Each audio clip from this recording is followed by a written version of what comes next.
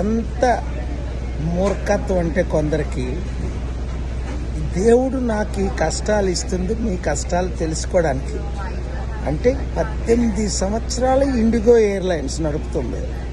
అంటే ఎన్ని లక్షల మందిని ఇలాగా మోసం చేశారు, ఫ్లైట్లు క్యాన్సిల్ చేశారు. ఇప్పుడు మేము లక్షలు ఖర్చు పెట్టాం, అది పోయినట్టే. ఆ తర్వాత విషయం క్లెయిమ్ చేస్తాం, వాళ్ళు సూట్ చేస్తాం, గెలుస్తాం, తగ్గేదేలా. ఎందుకు ఇంతవరకు ఎన్ని లక్షల కోట్ల మంది సఫర్ అయ్యారు?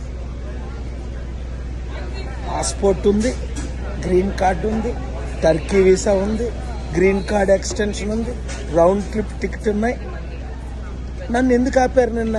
వాళ్ళకి తెలుసు నేను ఎవరితో మాట్లాడుతున్నాను యుద్ధాలు ఆపడానికి.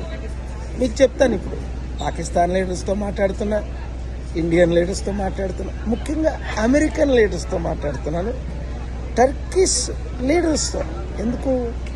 టర్కీయే పాకిస్తాన్ ప్రెసిడెంట్ని పోస్ట్ చేసి టర్కీయే ఆ మిసైల్స్ ఇచ్చి మన దేశం మీద ప్రయోగిస్తుంది.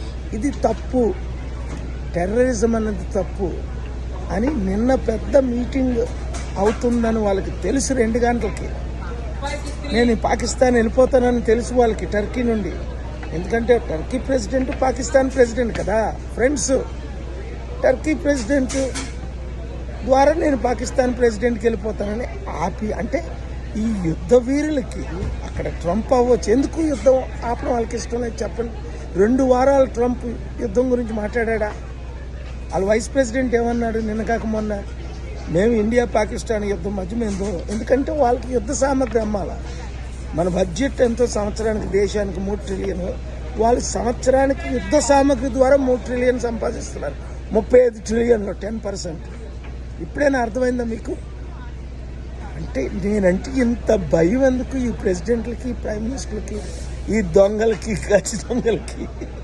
మరి అదే పాస్పోర్టు, అదే గ్రీన్ కార్డు, అదే వీసా, అది మరి ఇప్పుడు నన్ను ఎలా పంపిస్తున్నారు?